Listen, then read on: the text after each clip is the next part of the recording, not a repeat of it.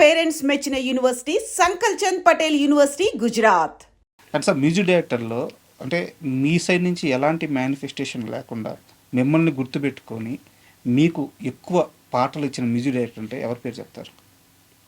చక్రి అండి, చక్రి గారు ఎందుకంటే కోర్స్ పూరి గారు చెప్పేవాడు, పూరి గారు చెప్తేనే పాడించేవారు. ఎందుకంటే మ్యూజిక్ డైరెక్టర్కి ఈ పాట రఘుతో పాడిద్దామని ఆయనకి ఏదైనా ఆలోచన ఉండొచ్చు, కానీ పూరి జగన్నాథ్కి ఈ పాట పాడచ్చు. ఇప్పుడు నేనింతలో సాంగ్ ఉంది, oh no no no no no ఆ సాంగ్ ఉంది, అది యాక్చువల్గా చక్రి గారు కార్తిక్తో పాడిద్దాం అంటున్నారు.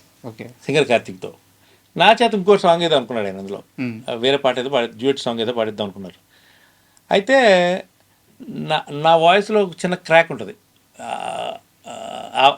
ఆ క్రాక్ ఏదైతే ఉందో అది పూరికి తెలుసు. ఎందుకంటే మేము ఎన్రిక్ సాంగ్స్ బాగా వినేవాళ్ళం. ఎన్రిక్ది ఇన్సోమ్ని అని ఒక ఆల్బమ్ ఉండేది అనమాట అండి. తనే ఫస్ట్ ఆ సీడీ నాకు ఇచ్చాడు. అరే ఎన్రిక్ గురించి తెలిసింది నాకు త్రూ పూరి ద్వారానే. అంటే మేమంతా యాక్చువల్గా మైకేల్ జాక్సన్ ఫ్యాన్స్ అండి. మైకేల్ జాక్సన్ అంటే పిచ్చి. మైకేల్ జాక్సన్ చనిపోయిన రోజు పూరి ఆఫీస్లోనే ఉన్నాము. తను ఏడ్చాడు ఆ రోజు. అవునా? మైకేల్ జాక్సన్ చచ్చిపోతే భయంకరంగా ఏడ్చాడు ఆ రోజు. అంత ఇష్టం ఆయన అంటే. అఫ్కోర్స్ నేను ఏడ్చాను. అందుకే మీకు ఏకనిరంజన్లో మైకేల్ జాక్సన్ మీద సాంగ్ ఉంటుంది, ఒక సాంగ్ అది ఇష్టపడి చేయించుకున్నాడు ఆ పాట మణిశర్మ గారితో. సో చక్రి గారు ఆ పాట కార్తీక్తో పాడిద్దాం అనుకున్న పాటనే పూరి గారు ఏంటంటే ఈ ఎన్రిక్ ఫీల్ గొంతులో బాగా పలుకుద్ది.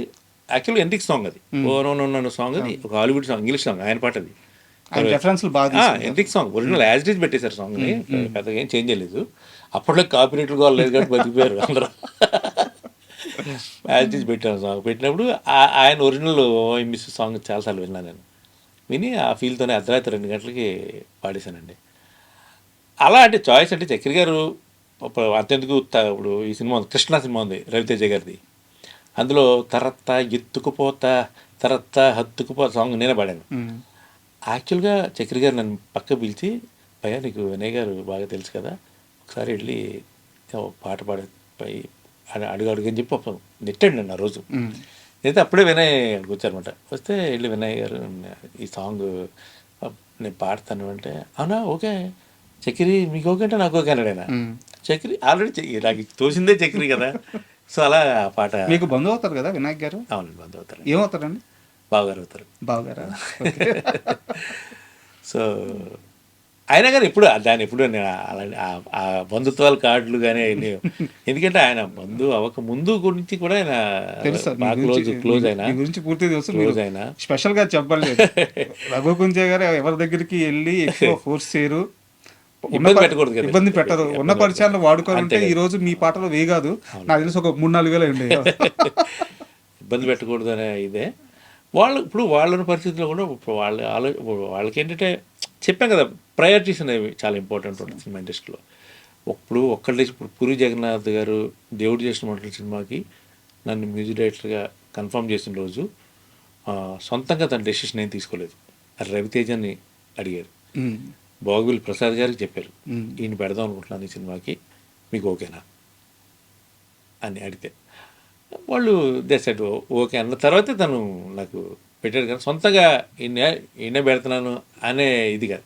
సో సినిమా ఇండస్ట్రీలో ఇది అందరికి నచ్చాలండి, అందరికి నచ్చితేనే అక్కడ జరుగుతుంది మ్యాటర్.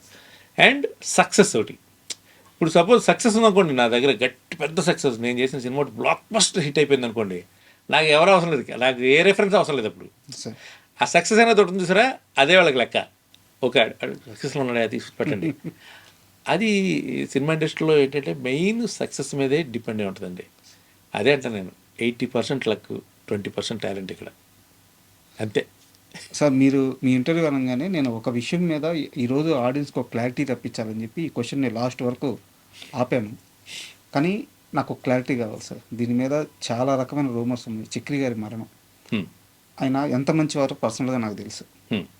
అంటే ఆయన ఆఫీస్కి వెళ్ళి నాకు తెలిసి ఏ రోజు నేను ఖాళీ కడుపుతో బయటకు రాలేదు.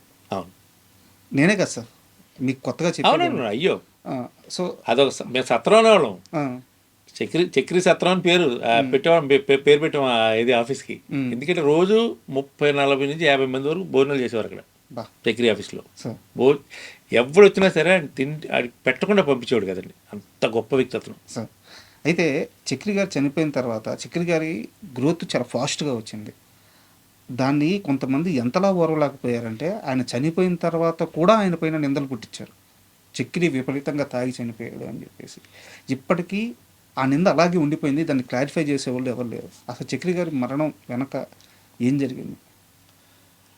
అంటే హెల్త్ ఇష్యూస్ వచ్చాయండి బేసిక్గా. తాగడం వల్ల నేను కానీ ఫుడ్ కంట్రోల్ కూడా లేకపోవడం. అంటే కొంచెం ఇప్పుడు మనం అదే అంటానండి, లైఫ్లో మనకు ఒక పేరు వస్తున్నప్పుడు చాలా జాగ్రత్తగా ఉండాలి మనం బేసిక్గా. ఎస్పెషల్లీ హ్యాబిట్స్ మన లైఫ్ స్టైల్ చాలా ఇంపార్టెంట్. ఓకే, ఇప్పుడు అర్ధరాత్రి ఇప్పుడు సడన్గా నిద్రలో హార్ట్ అటాక్ వచ్చి ఇన్ని కబుర్లు చెప్పి ఎక్కడ లారీ గుద్దేసి పోయి చచ్చిపోతున్నారు. ఎవడేం చేయలేదు. ఇది ఫేట్ అంతే, బేసిక్గా కూడా ఫేట్ అంతే. కానీ తను అంత తొందరగా అలాంటి పరిస్థితి వచ్చే మనిషి కాదు అతను.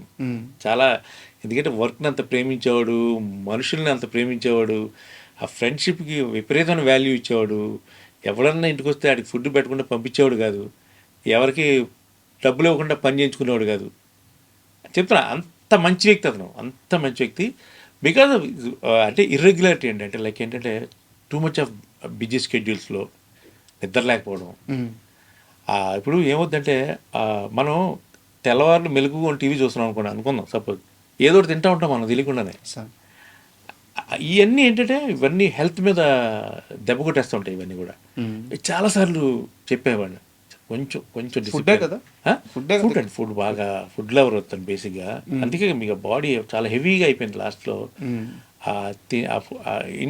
ఇర్రెగ్యులర్ హ్యాబిట్స్, అంటే టైం తినమన్నా ఎందుకంటారు పెద్దలు, టైం తినండి లేకపోతే ఆకలేసినప్పుడు తినండి అని ఊరికే అంటారు కదా పెద్దోళ్ళు. ఎప్పుడప్పుడు తెల్లవారుజాము 3 గంటలకి చికెన్ బిర్యానీ తినేసి మనం, అది కరెక్ట్ కాదంటాగా బేసిక్గా. ఎప్పుడో సరదాగా ఓకే, అదే ఫ్రెండ్స్తో బయటకు వెళ్ళాం సరదాగా, అదేదో ఒక వైబ్ లాగా చేయడం వేరు. కానీ డైలీ హ్యాబిట్స్ అనేవి మన బాడీ మీద డెఫినెట్గా రిఫ్లెక్ట్ అవుతాయండి. సో అట్లాగే తనకి హెల్త్ బాగా ఇష్యూస్ వచ్చాయి తన వాళ్ళు.